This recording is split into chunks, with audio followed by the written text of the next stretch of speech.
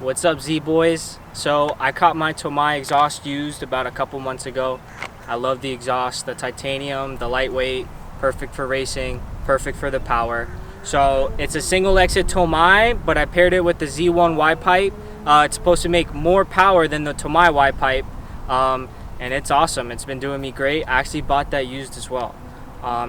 Doing me solids. I redid all the gaskets. The Tomei exit, single exit, is actually good because it doesn't require gaskets because it fits within itself. Good for not losing power on a dyno. I'm going to show you guys how it sounds. I have stock cats, stock headers. So I eventually want to go probably fast intentions, long tube headers.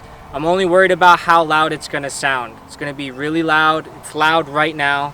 Just worried about the neighbors in the cold start. But hopefully we'll get to do that install soon. Who knows? But for right now, stock cats, this is how it's going to sound like. Enjoy.